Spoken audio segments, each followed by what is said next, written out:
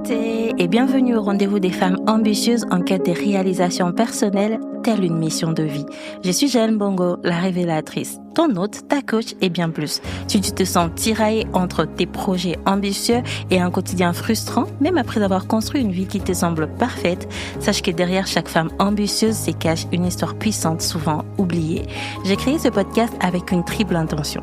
Te révéler comment décoder ta mission de vie grâce à ton histoire personnelle.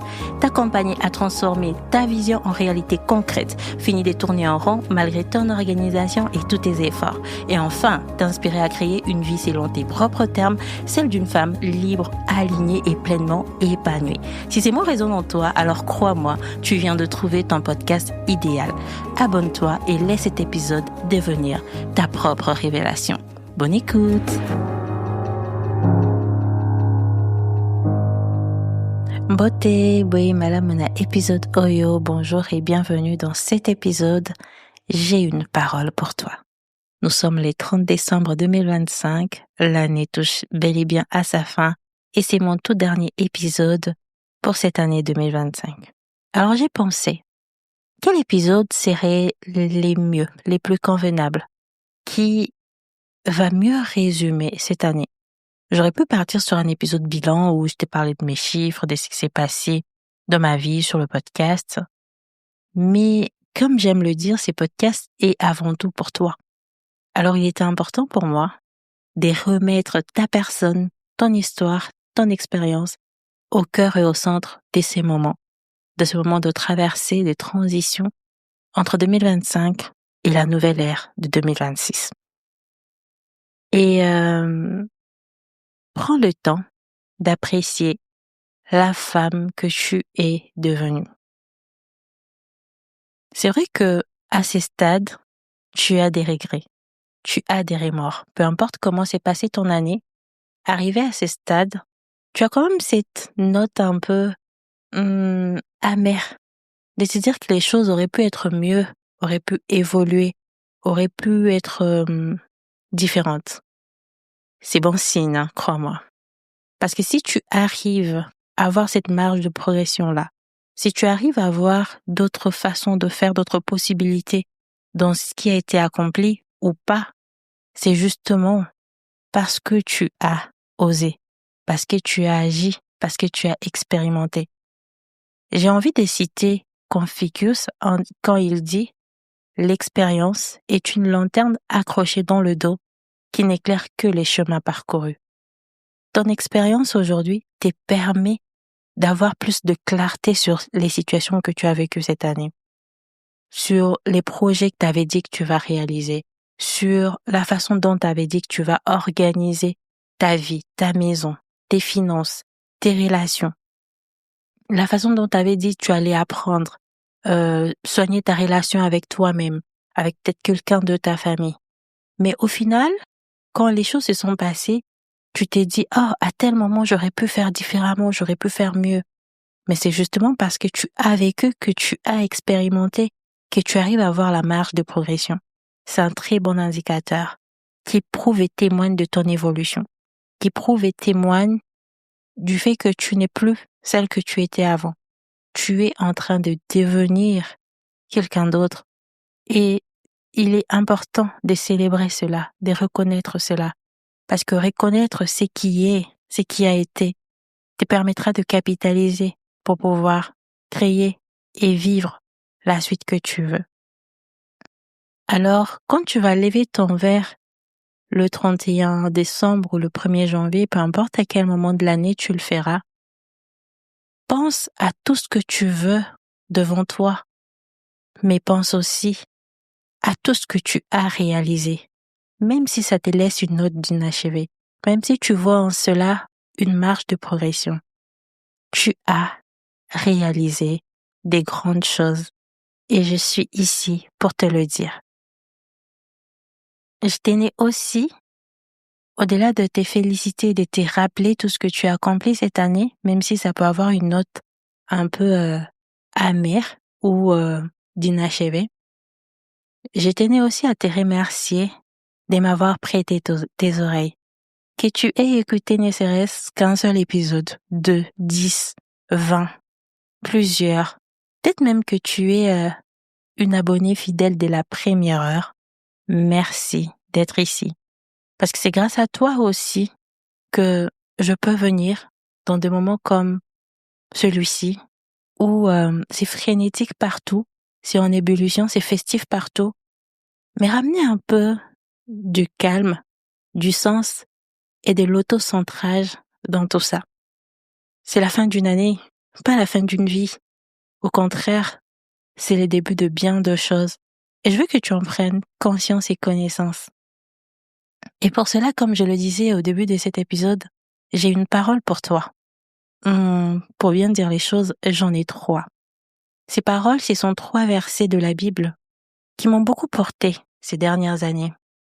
Je vais te les partager et l'essence propre que moi, j'associe à ces paroles. On commence avec le passage de Luc 1, du 48e au 49e verset. Il est dit ceci. Parce qu'il a jeté les yeux sur la bassesse de sa servante, car voici désormais, toutes les générations me diront bienheureuse, parce que le Tout-Puissant a fait pour moi des grandes choses, son nom est saint. Peut-être que quand tu te regardes, tu dis « Ah non, pas moi, je ne mérite pas ça. C'est trop grand pour moi.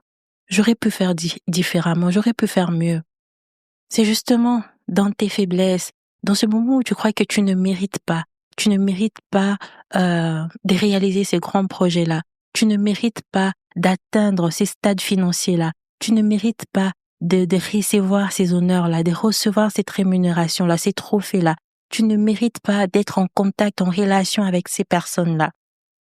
C'est justement parce que tu te crois dans cette posture-là, que tu te crois sans importance, que le Seigneur est venu à toi dans ton humilité pour te relever, pour agir au travers de toi et accomplir des choses magnifiques. Ces passages, c'est Marie qui le dit quand l'ange est en train de la visiter pour l'annoncer qu'elle va porter le Christ, le Messie. Mais elle est en train de s'interroger, qui est-elle? Qui est-elle pour pouvoir avoir le privilège et l'honneur d'apporter le Messie, le Sauveur du monde? Mais c'est elle que le Seigneur avait choisi. Et peut-être que le projet que tu portes en toi, c'est que tu veux réaliser dans le monde, tu sens que c'est trop grand pour toi et tu te demandes, mais qui suis-je en fait? Qu'est-ce qui fait que je puisse mériter tout ça?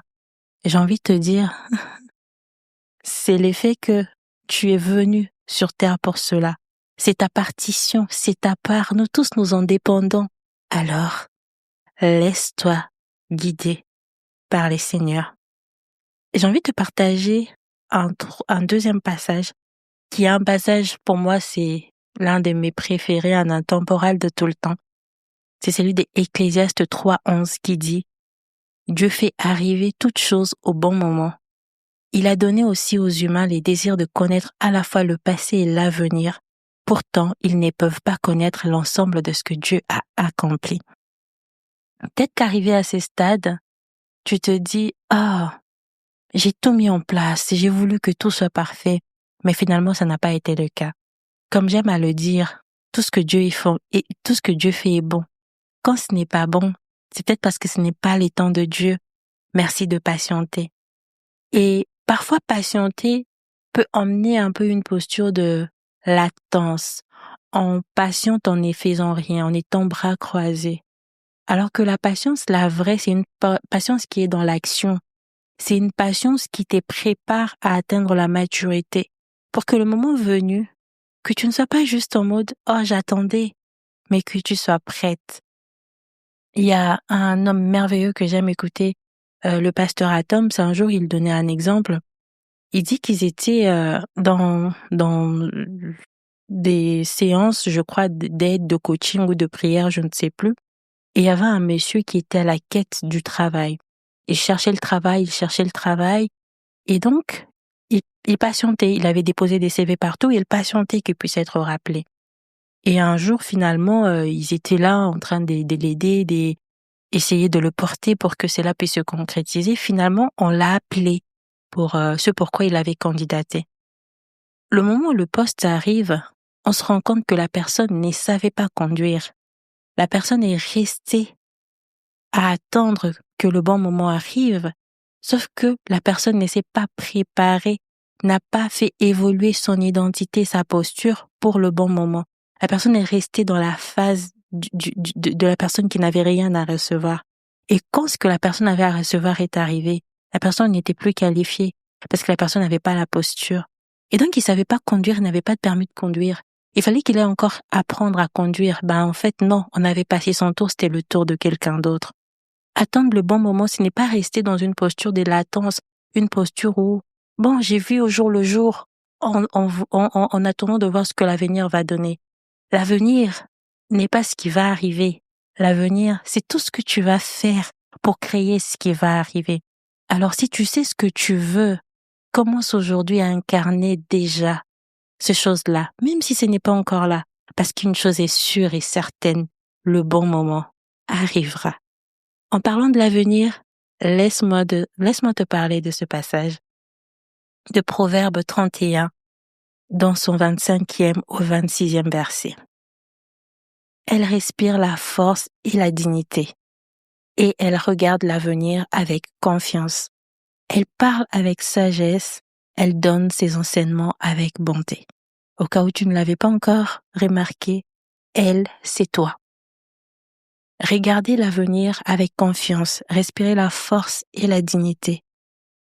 Sors de cette posture où tu te sens faible, où tu sens que tu mérites pas les choses. Tu les mérites. Du simple fait que ça émane de toi, de ton imagination, de ta bouche et pas celle de quelqu'un d'autre. C'est parce que c'est fait pour toi. Reconnais cela. Regarde ton avenir non pas en étant dans une posture d'agitation, des perturbations ou des flous. Regarde ton avenir avec clarté, avec confiance. Sois sereine face à l'avenir parce que tu sais ce que tu veux, parce que tu sais qui tu es et surtout tu sais qui tu vas devenir puisque tu y travailles un peu plus chaque jour. Je te souhaite des très très belles fêtes. Je te souhaite de prendre soin de toi, de penser à toi, d'élever ton verre à qui tu es devenu, à toutes les choses que tu as réalisées, à toutes les choses qui ont été inachevées, que tu pourras reprendre, que tu pourras améliorer, amplifier, ou juste laisser tomber parce que ça fait partie de ton expérience. Et tout ça contribue, façonne qui tu es aujourd'hui. Reconnais qui tu es devenu en 2025 et sois prête à embarquer en 2026 que j'appelle l'ère de la présence. C'est mon thème pour cette année que le Seigneur m'a donné, donc la présence. Et c'est dans ces sens que je vais aussi, moi, œuvrer au niveau de ma mission incarnée, vivre tout simplement. Et c'est aussi dans ces directions que je vais t'apporter ma partition, ma contribution. Aussi toi, de ton côté, pense à un thème, pose-toi, pose tes intentions. Quelle est la direction, l'essence que tu veux donner à cette année? Pas juste comment tu vas la vivre, mais dans quelle direction les choses vont s'aligner pour réellement créer ce que tu veux pour toi, pour tes proches et pour le monde. Prends soin de toi. Bonne année 2026. À toi. Nous arrivons à la fin de cet épisode, mais ta révélation ne fait que commencer. Que ce soit une phrase qui t'a touché, une prise de conscience ou la réponse à une question que tu te posais, prends un instant pour laisser cet impact s'installer en toi et rayonner autour de toi. En plus de mes accompagnements et ateliers, tu trouveras dans la description plusieurs ressources pour t'accompagner dans ta réalisation personnelle. Et si cet épisode t'a offert ne serait-ce qu'une petite graine de changement, aide-moi à faire grandir l'impact de telle une mission de vie. Abonne-toi et laisse un avis sur Apple Podcast ou Spotify. Sache que chaque geste compte et permet à d'autres femmes de découvrir qu'elles aussi peuvent créer une vie libre, alignée et épanouie.